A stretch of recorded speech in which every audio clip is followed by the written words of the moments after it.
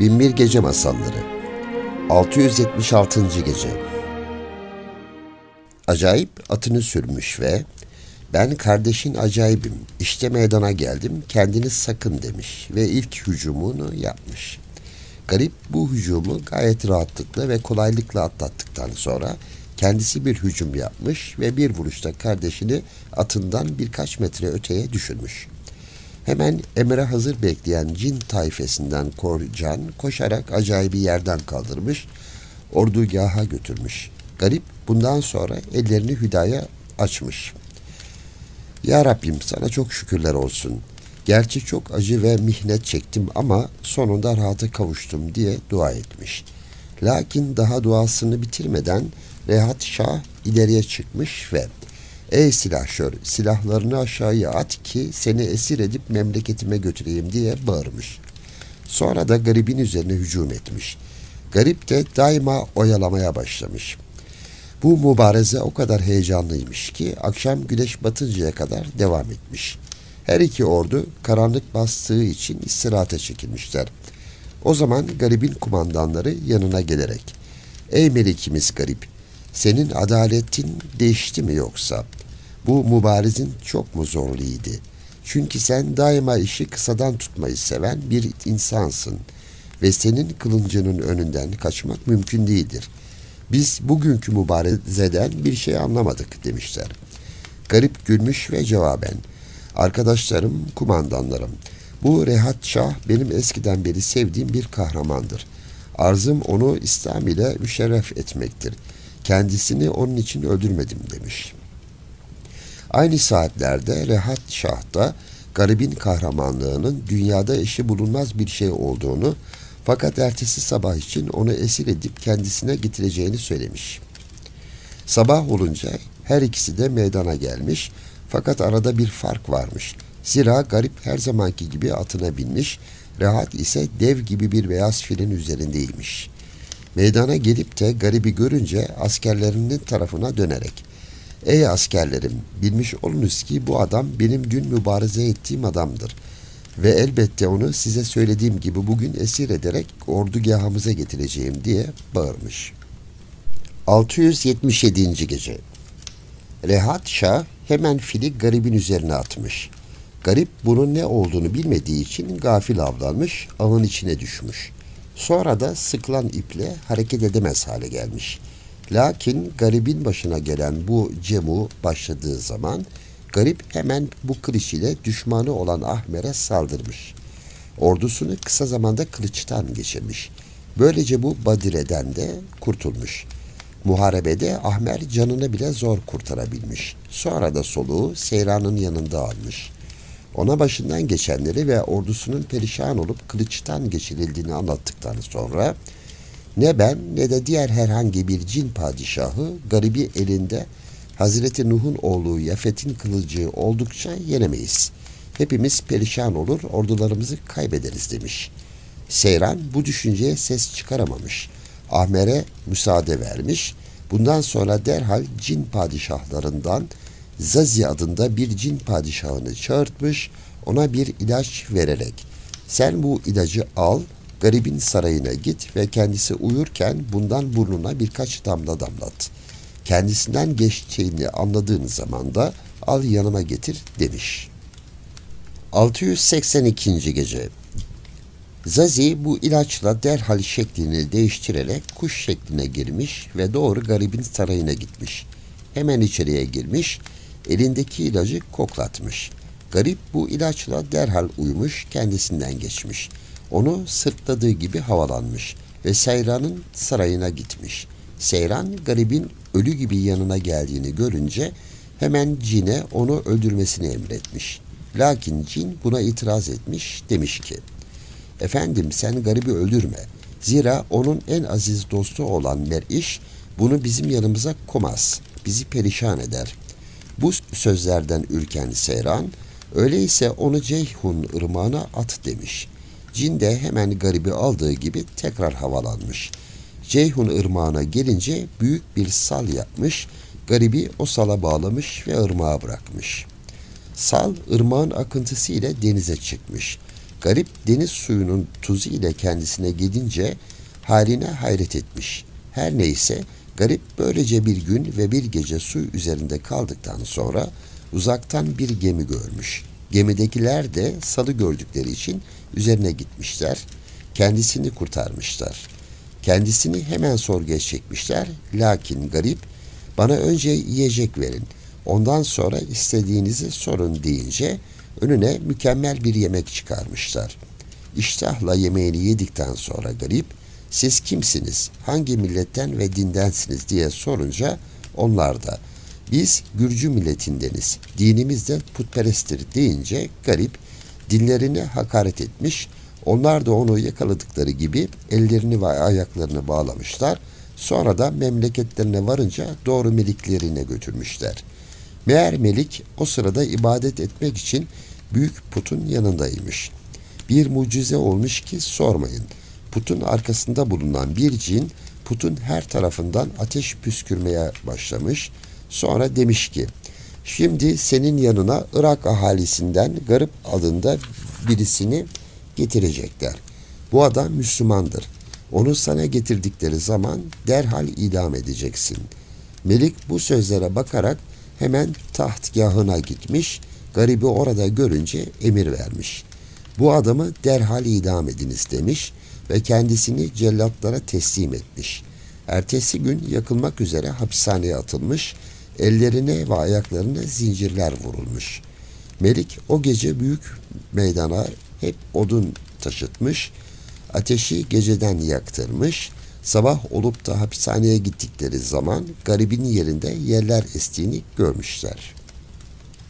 683. Gece. Garip bu şekilde oradan kurtulmuş. Kendisini buraya attıkları zaman dua etmeye başlamış. Putun içindeki cin bu duayı işitince kendisinden geçmiş ve derhal Müslüman olmuş. Oradan hemen çıkıp garibin yanına varmış, el ve ayaklarındaki zincirleri çözmüş, huzurunda eğilmiş, kelime-i şehadet getirmiş, sonra da ben cin padişahın oğlu Zelzalim, babamın adı da El Müzelzel'dir. Seni buradan kurtaracağım demiş ve kendisini oradan çıkardığı gibi büyük putu da beraberinde alıp gitmiş. Garip Zelzal ile birlikte Zelzal'in babasının memleketine gitmiş. Fakat bu cin padişahı da buzağıya tapıyormuş. Bunlar yoldayken cin padişahı mabudunun huzurundaymış.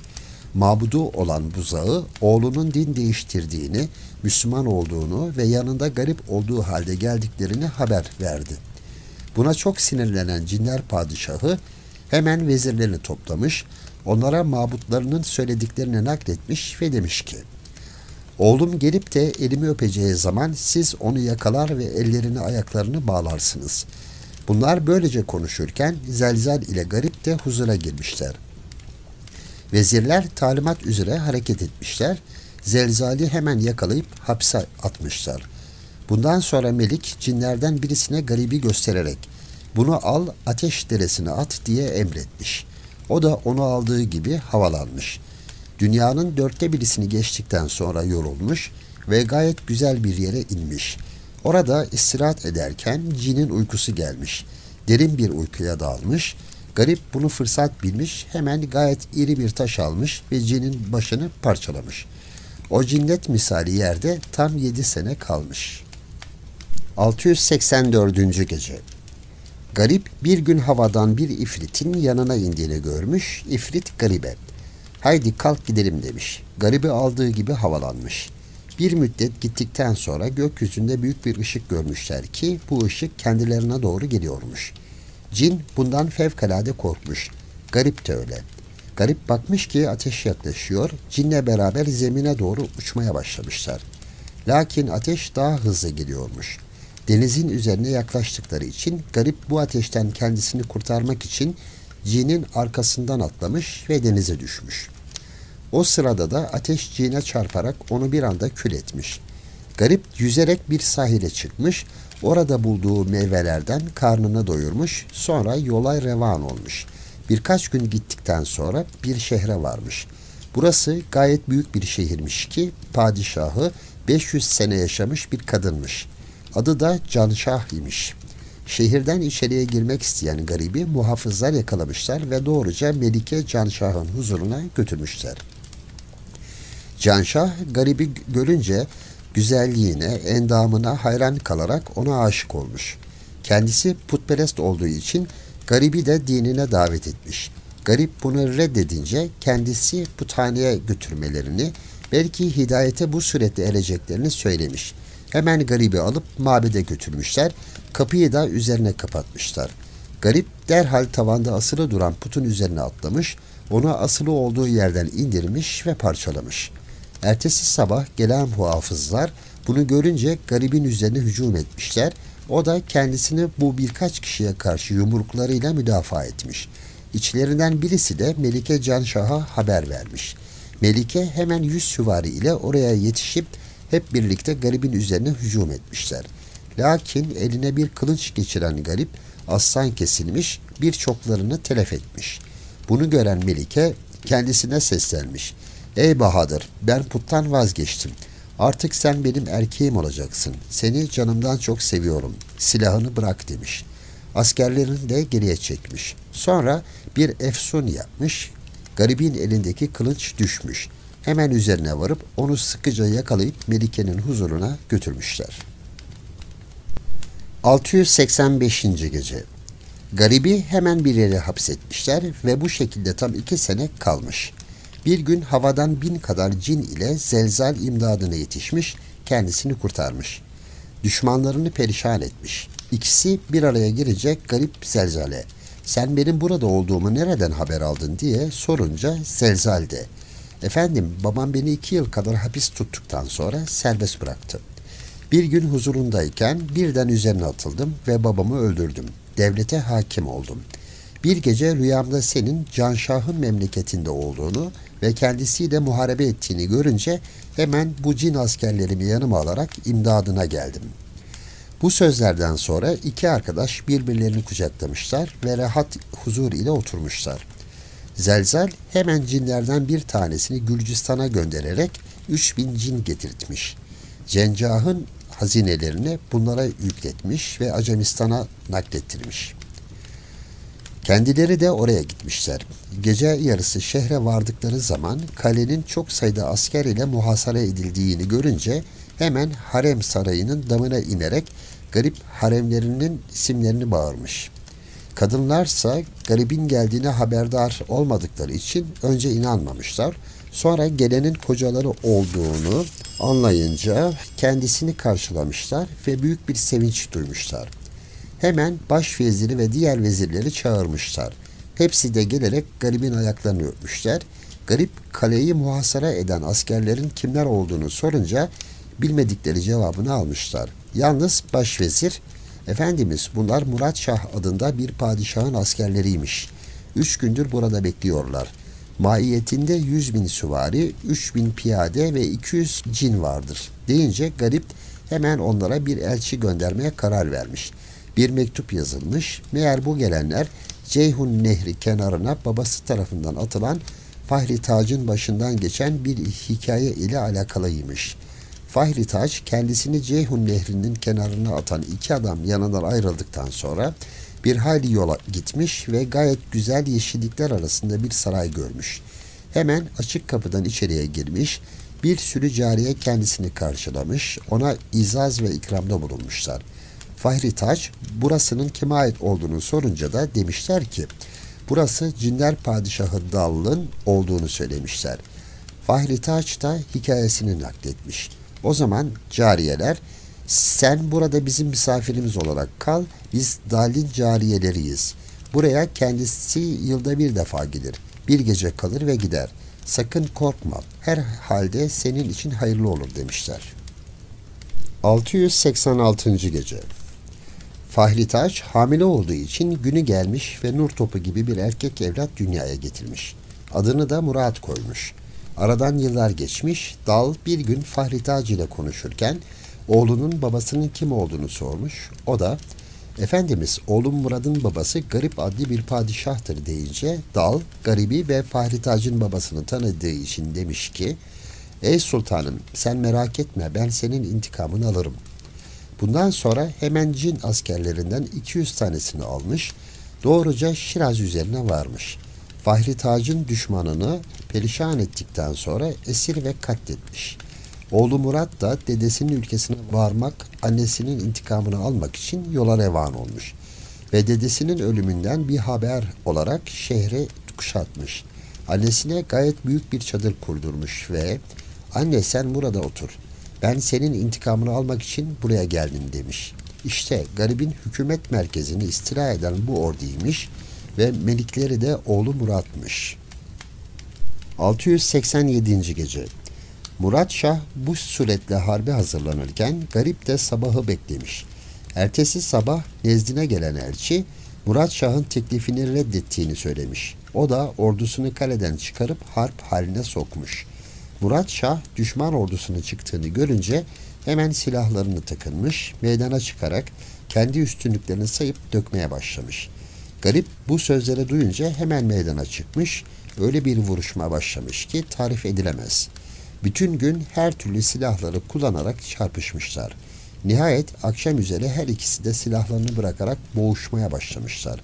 Garip bir aralık Murat Şah'ı boynundan yakaladığı gibi yere vurmuş, üstüne çıkmış. Tam öldüreceği zaman Murat Şah aman dilemiş, o da aman vermiş. Hemen ellerini ayaklarını bağlatmış ve kaleye dönmüş. Huzuruna getirtmiş, babasıyla annesinin kim olduğunu sormuş Murat Şah. "Benim babam Garip Şah ve annem de Fahri Taş'tır," diye cevap verince garip hemen yerinden kalkıp oğlunu bağrına basmış. Annesinin nerede olduğunu sormuş. Murat Şah da ordugahta olduğunu haber verince hemen elçiler gidip Fahri Tac'ı getirmişler. Kadın kocasını ve oğlunu bir arada görünce sevincinden bayılmış. Hemen onu ayıltmışlar ve o günden sonra birbirlerinden ayrılmamışlar. Mesut ve bahtiyar bir ömür sürmüşler. Efendimiz rivayet ederler ki günlerden bir gün El-Kays'ın oğlu Muammer hacca gitmeye karar vermiş. Bütün hazırlıklarını ikmal ile yola revan olmuş ve haccını ikmal eylemiş. İşte bu sıralarda bir gün Ravza-i Mutahhara'da otururken kendisine çok tesir eden bir sesin ahu figan ettiğini duymuş. Hemen o tarafa, sesin geldiği istikamete gitmiş.